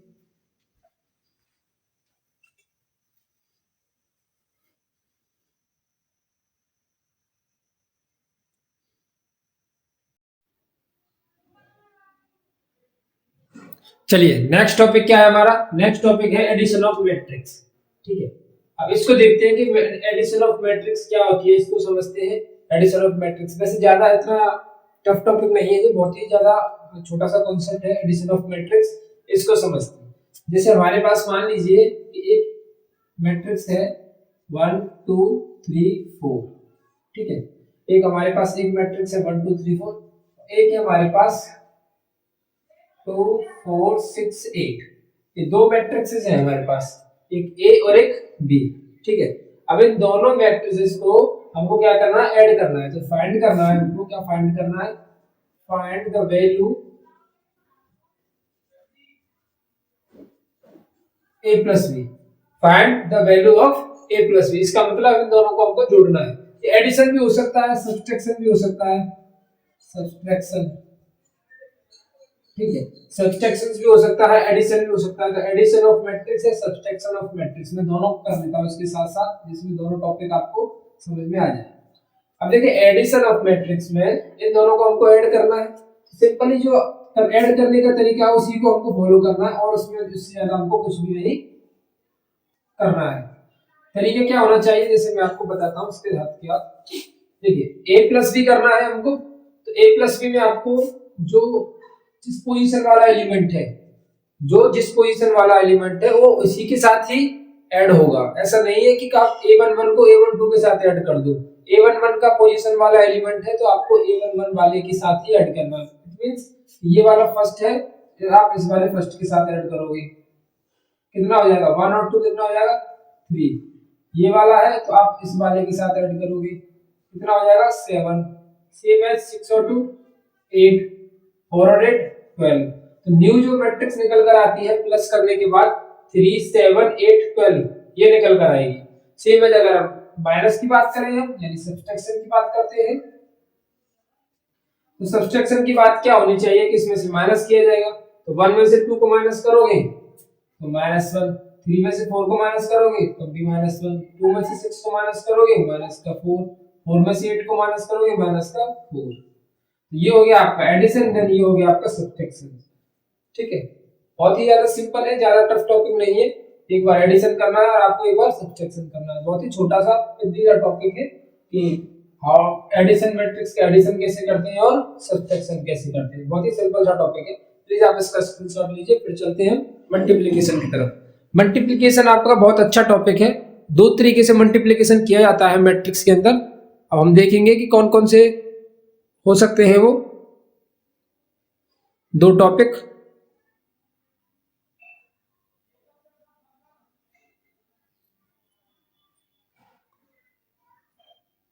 चलिए, आई होप आपको ये समझ में आया। तो सबसे पहले तो हमको एक छोटा वाला जो एडिशन मल्टीप्लिकेशन होता है पहले हम उसको समझेंगे। ठीक है, अभी मैं कॉन्सेप्ट को समझा रहा हूँ, फिर इससे रिगार्डिंग मैं क्वेश्चन भी कराऊंगा आपको।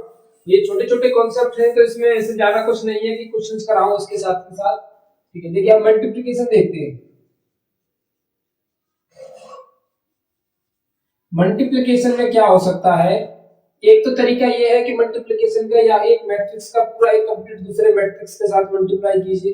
एक तो ये इस तरीके का मल्टीप्लिकेशन हो सकता है।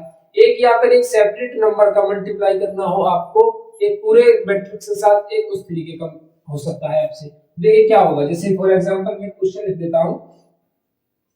जैसे मेरे पास एक क्वेश्चन है 5 6 8 4 3 2, इस तरीके से मैंने इसको लिख दिया। ठीक है, ये एक मैट्रिक्स है। ऑर्डर क्या है इसका? ऑर्डर है आपका 3/2 का। ठीक है, तो ये एक मैट्रिक्स है। अब इसका आप मल्टीप्लिकेशन देखिए, मैं कहता हूं कि इसमें 3 से मल्टीप्लाई कर दीजिए। इसमें क्या कर दीजिए? 3 से मल्टीप्लाई कर दीजिए। इसका मतलब क्या होगा? इसका मतलब ये है कि 3 का मल्टीप्लाई आपको पूरे जितने भी एलिमेंट हमारे पास अवेलेबल है उन सभी के साथ आपको इसका मल्टीप्लाई करना है। जैसे कि 5 या 15, 3 दूनी 6, सेम है सभी का, धीरे धीरे सेम सबके साथ करना है इस तरीके से। 5 या 15, 3 दूनी 6, 8 या 24, 4 या 12, 3 या 9, 3 दूनी 6। तो इसका मल्टीप्लाई करने के बाद क्या निकल कर आएगा? ये इस तरीके का निकल कर आएगा। ठीक है, तो ये तो हो गया एक छोटा सा, एक अलग से नंबर का मल्टीप्लाई इसके साथ करें। अब मल्टीप्लिकेशन और आपके एडिशन और आपके सब्ट्रैक्शन, इन तीनों से कंबाइन करके क्वेश्चंस आते हैं आपसे पूछने के लिए। वो किस तरीके से आते हैं उनको समझते हैं। आई होप आपको ये टॉपिक तो छोटा सा है, आपको समझ में आ गया होगा। इसको मैं रफ करता हूं, फिर आपको क्वेश्चन समझाता हूं उससे रिगार्डिंग। ठीक है, जैसे कि अब मैंने ये क्वेश्चन ले लिया। ठीक है, मैंने एक क्वेश्चन ले लिया है, ये बराबर 5864। ठीक है, अब इससे क्वेश्चन क्या है? क्वेश्चन नंबर 1 है, अब फाइंड आउट कीजिए सर 5a, एक मिनट एक और लिख लेता हूं, b 2469। ठीक है, अब a है और b है। अब हमको क्वेश्चन पूछा गया 5a माइनस के b की वैल्यू बताइए। ठीक है, या फिर आपसे पूछ लिया जाए 4a प्लस 3b की वैल्यू बताइए। इस तरीके से भी क्वेश्चन आपसे पूछ लिया जाता है बोर्ड के एग्जाम में, आपसे ऑब्जेक्टिव टाइप क्वेश्चन में पूछा जा सकता है। ठीक है, और बहुत ही छोटा सा कॉन्सेप्ट है। क्या है देखिए, 5a माइनस के b, सिंपल आपको 5a माइनस के b निकालना है। 5 इंटू a की जगह पर क्या है? 5 8 6 4। ठीक है, माइनस b की जगह पर क्या है? 2 4 6 9। ठीक है, अब देखिए 5 5 क्या कर लोगे आप इसका? 25, 5 6 जा 13, 8 5 जा 40, 5 4 जा 20। ठीक है, ये हो गया माइनस 2 6 4 9। अब देखिए, अब ये दोनों निकल कर आ गए और फाइनल में क्या करना है? इसको आपको माइनस कर देना है। 25 माइनस के 2 करोगे कितना निकल कर आएगा? 23।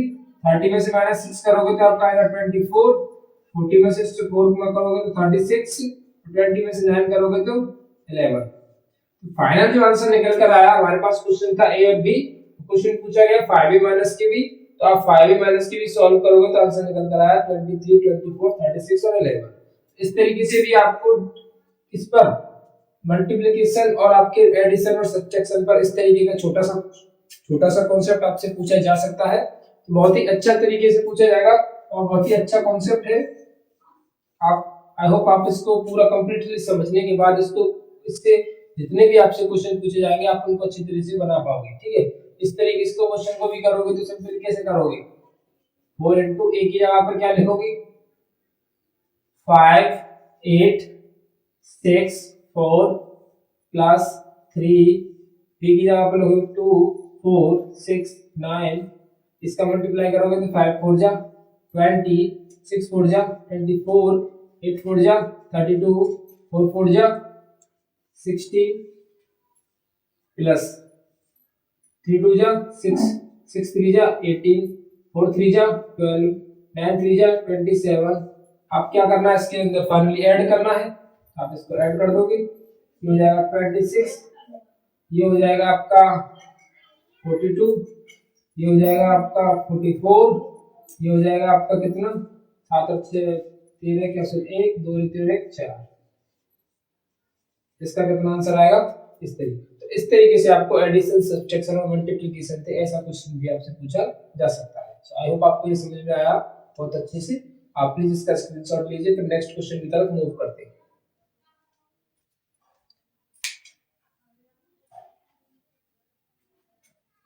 बहुत अच्छे क्वेश्चन हैं, ऐसे क्वेश्चन पूछ ले जाते हैं, तो ज़्यादा फ्रिक्वेंटली पूछे जाने को वाले कोई क्वेश्चन नहीं है, पर हाँ ऐसा हो सकता है कि आपके ऑब्जेक्टिव टाइप में पूछ लिए जाए, क्योंकि ये ज़्यादा इम्पोर्टेंस नहीं है इन क्वेश्चंस की, पर ऐसा क्वेश्चंस आपके बुक में दिए हुए हैं तो आप डेफिनेटली इनको करने की ट्राई करोगे।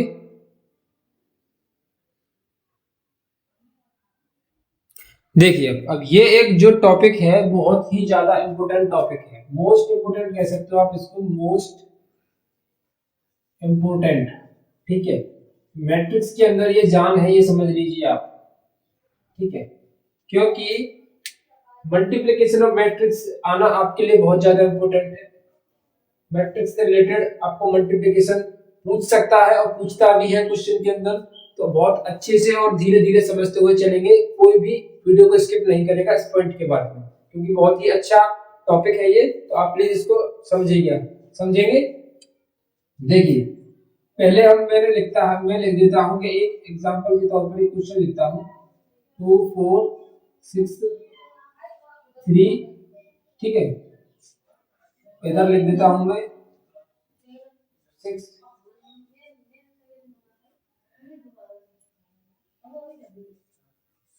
ठीक है, अब ये मैंने दो मैट्रिक्स लिख दिए इधर, एक बी लिख दिया है और एक ए लिख दिया है, एक ए बराबर है और एक बी बराबर है। तो इसमें एक चीज है जो आपको याद रखनी है, वो क्या है, वो ये है कि पहले तो क्वेश्चन के अंदर ये चीज गिवन होती है कि ए और बी दिए हुए हैं दो मैट्रिक्सेस, तो इनके अंदर पहले तो आपको ये चीज बताता है वो कि देखिए कि ये इनका मल्टीप्लिकेशन अवेलेबल है कि नहीं है, इसका मतलब इनका मल्टीप्लिकेशन किया जा सकता है कि नहीं किया जा सकता। अगर किया जा सकता है तो फिर करके बताइए कि क्या होगा। जैसे कि इसमें पूछता है A B, find the A B if possible. Question इस तरीके से आएगा, find the A B if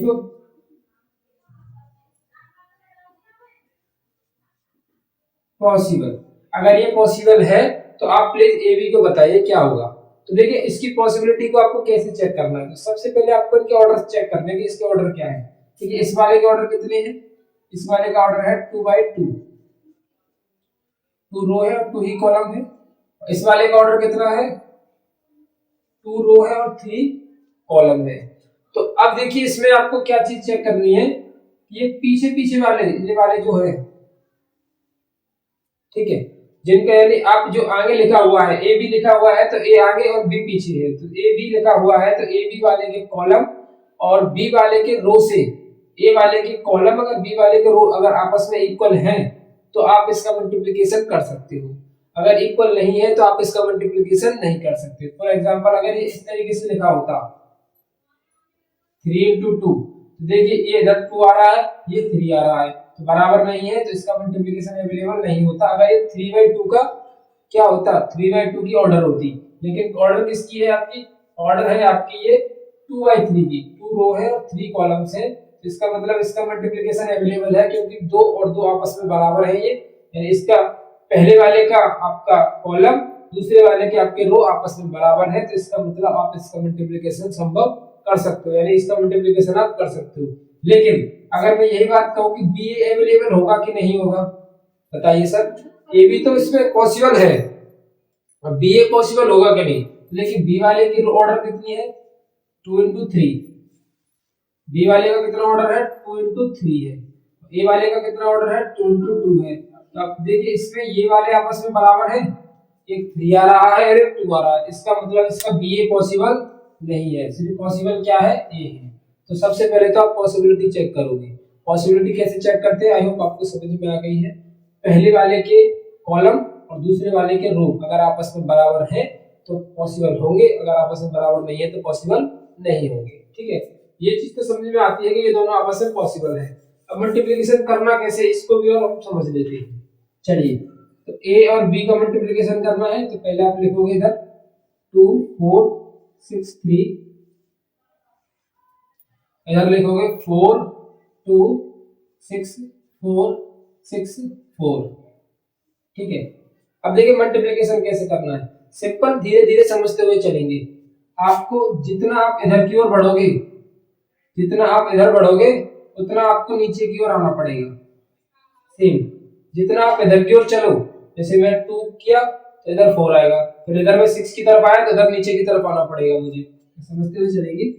देखिए जैसे मैं अब इधर की ओर, जैसे ही मैं इधर की ओर रो की तरफ चलूंगा, यानी फर्स्ट वाले के अंदर अगर मैं रो की तरफ आगे बढ़ूंगा, सेकंड वाले की तरफ, सेकंड वाले में मुझे कॉलम की तरफ नीचे चलना पड़ेगा, तो इतना ही इतना इसमें चला। जैसे मैं चलता हूँ, पहले में स्टार्टिंग करता हूँ 2 से, मैं 2 से स्टार्टिंग किया, अगर मैं फर्स्ट वाले से करूंगा 4 से, 4 2 जा 8 प्लस, अब इधर किधर आ जाऊंगा 6 पर, इधर में किधर आ जाऊंगा मैं 2 पर, 6 2 जा 12, ठीक है, कितना हो जाएगा 6 2 जा 12। इनके ऑर्डर्स लिख लेते हैं, इसका था आपका 2 into 2 का, इसका था कितना 2 into 3 का, ठीक है। अब देखिएगा, अब इसकी तरफ चलते हैं, इस वाला ये, अब इसमें इस वाले की तरफ चलते हैं, फिर इसमें इस वाले की तरफ चलते हैं, क्योंकि लास्ट में जो फाइनल लेकर के आने वाला है वो 2 कॉलम 2 रोज होने चाहिए उसके अंदर। अब देखिए ये वाला तो कंप्लीट हो गया, इसका इसके साथ और इसका इसके साथ, इतना आ गया। अब दोबारा से इसके साथ चलते हैं, तो 2 6 जा 12 और 6 4 जा 24, ठीक है। फिर सेम 2 6 जा 12, 6 4 जा 24, इस वाले का पूरा कंप्लीट 1 2 3 तीनों के साथ कर दिया। अब चलते हैं इस वाले के पास, दोबारा से हम इस पे आएंगे, तो 4 4 जा 60, इस वाले का इस वाले के साथ, फिर इस वाले का इस वाले के साथ, सेम वही प्रोसीजर है, जितना आप इधर आगे की तरफ बढ़ोगे उतना ही आपको नीचे की तरफ चलना पड़ेगा।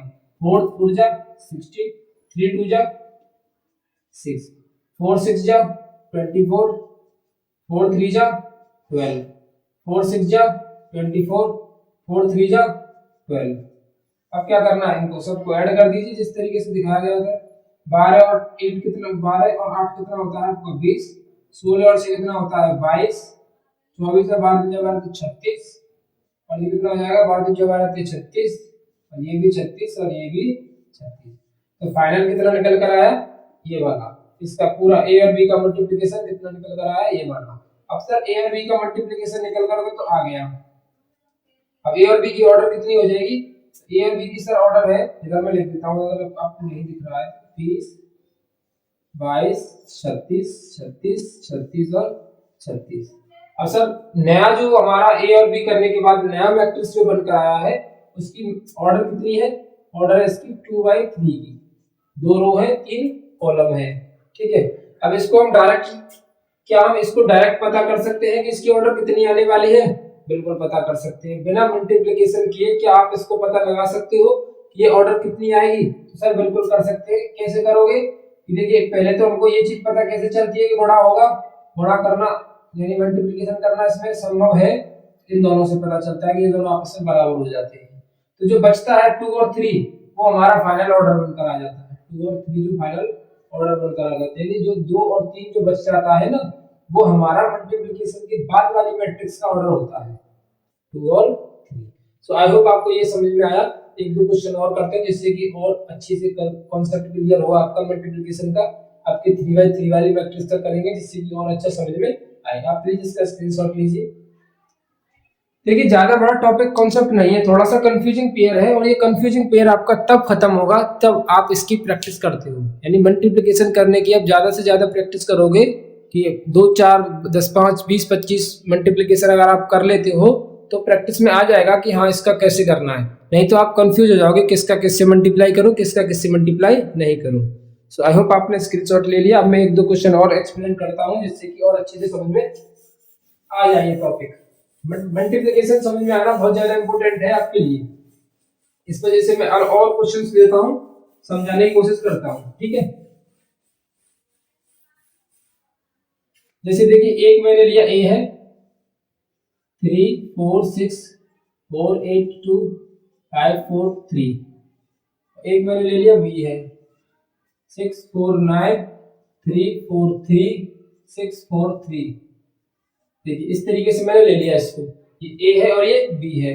पहले चेक कीजिए कि पॉसिबिलिटी कि बी ए भी अवेलेबल है कि नहीं, ए और बी, ए की में ए का ऑर्डर कितना है 3/3 और बी का भी ऑर्डर कितना है 3/3, इसका मतलब इसका मल्टीप्लिकेशन किया जा सकता है, सिंपल है, 3 और 3 आपस में बराबर आ रहे हैं।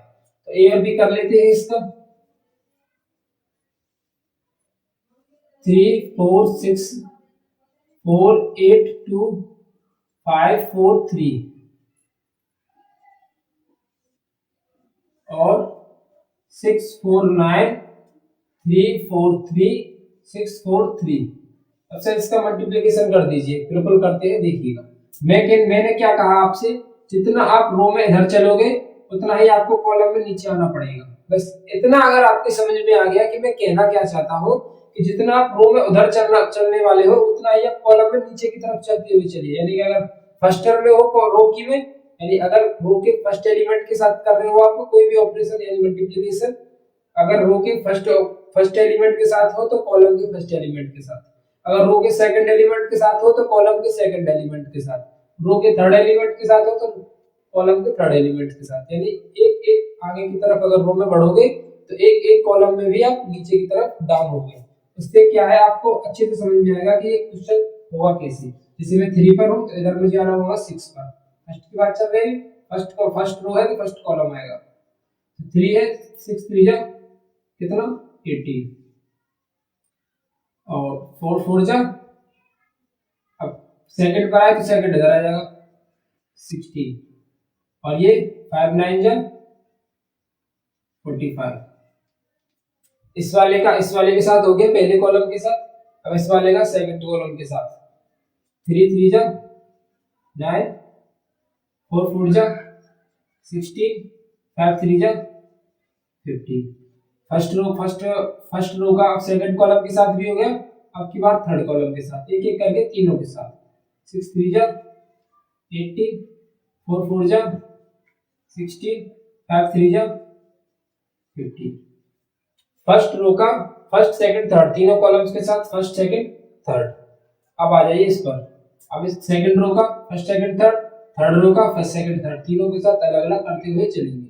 6 4 जा 24 और 8 4 जा 32 4 9 जा 36 सेम 4 3 जा 12 8 4 जा 32 और 4 3 जा 12 6 4 जा 24 8 4 जा 32 4 3 जा 12।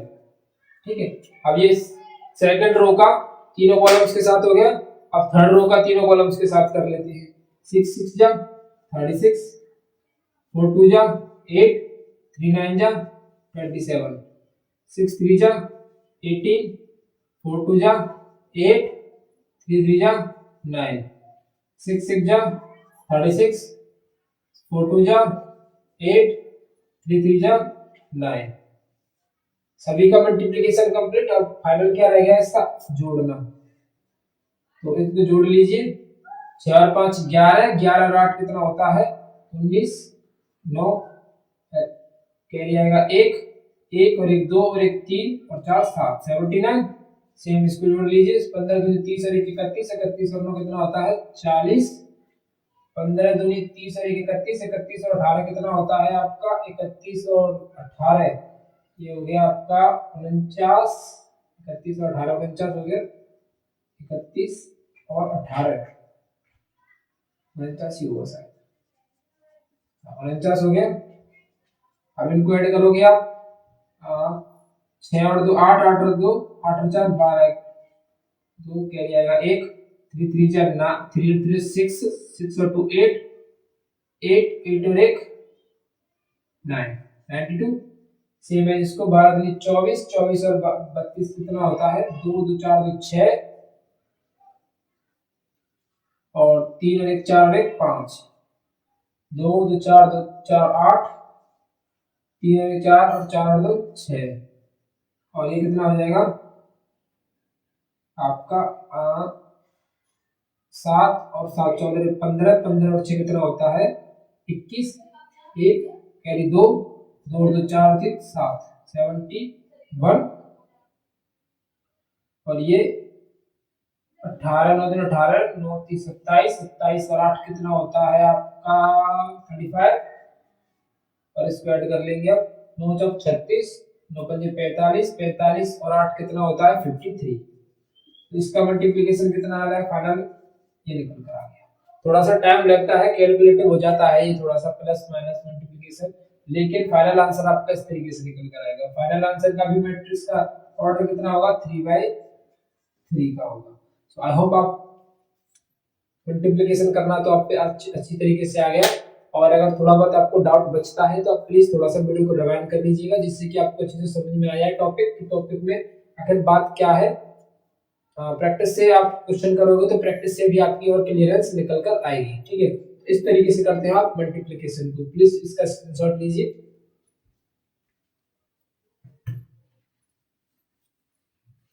देखिए ये जो है मैट्रिक्स का मल्टीप्लिकेशन थोड़ा सा हाँ मानते हैं कि थोड़ा सा टफ है इसको करना।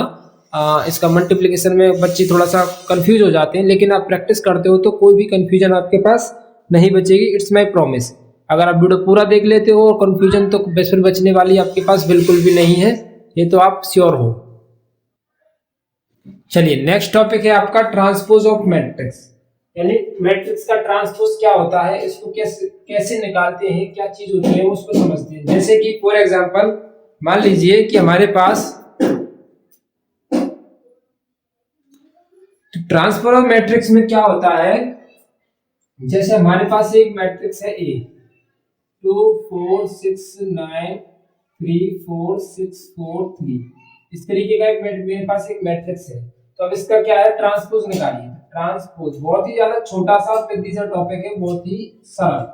ट्रांसपोज, तो ट्रांसपोज को कैसे निकालते हैं मैं आपको सीधा सीधा अगर एक्सप्लेनेशन दूं तो आपको कुछ नहीं करना है, रो को कॉलम में चेंज कर देना है, कॉलम्स को रो में चेंज कर देना है। एक काम कर लेना, या तो रो को कॉलम्स में कर दीजिए या कॉलम्स को रो में कर दीजिए।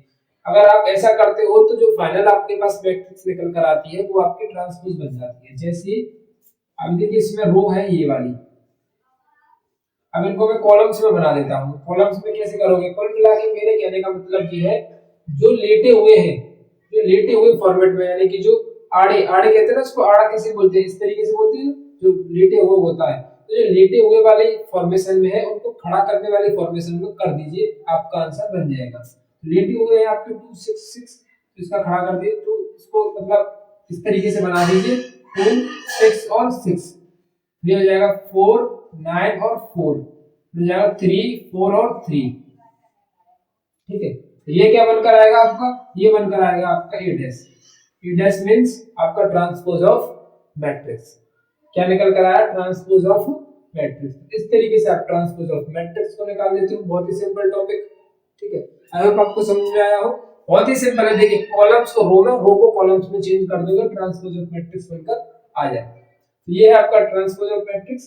प्लीज आप इसका स्क्रीनशॉट लीजिए, फिर नेक्स्ट टॉपिक की तरफ चलते हैं।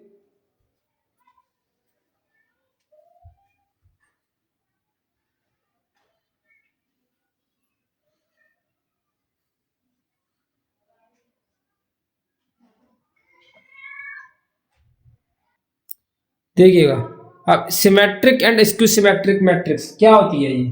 देखिए सिमेट्रिक और स्क्यू सिमेट्रिक मैट्रिक्स का सीधा सीधा मतलब अगर मैं आपको बताऊं, एक मैट्रिक्स है आपकी ये, ठीक है, तो अगर आप इसका ए डैश निकालते हो, मतलब ए डैश मतलब ट्रांसपोज निकालते हो, तो जो ए डैश निकालते हो, ट्रांसपोज निकालते हो, वो अगर ए के बराबर आ जाए, किसके बराबर आ जाए, ए के अगर बराबर आ जाता है तो वो आपका सिमेट्रिक मैट्रिक्स कहलाता है। यानी कि अगर मैं इसका ए डैश निकालूं तो जैसा पहले था वैसा ही ए डैश निकालने के बाद रहे, तो आपस में अगर बराबर होता है तो मैं कहूंगा ये सिमेट्रिक, ये कैसी मैट्रिक्स है, सिमेट्रिक है। जैसे कि मैं इसका ए डैश निकालूं, ए डैश मतलब ट्रांसपोज निकालना होगा मुझे इसका, कैसे करोगे, √3 2 और 3, रो को कॉलम में 2 -1.5 -1 और 3 -1 और 1। अब आप देखिए जो ए डैश है और जो ए है, ए डैश है और ए है, दोनों में कुछ अंतर है, दोनों एक जैसे ही है, निकल कर आए हैं। तो इसका मतलब ऐसी मैट्रिक्स जिनका डैश ट्रांसपोज बराबर निकल कर आए मैट्रिक्स के, तो वो सिमेट्रिक मैट्रिक्स कहलाती है। ठीक है, और इसकी सिमेट्रिक किसे कहते हैं, इसकी ऐसी मैट्रिक्स जिनका ए डैश और ए दोनों का सम कितना हो जाए, 0 हो जाए, तो वो आपका क्या कहलाता है, स्क्यू सिमेट्रिक।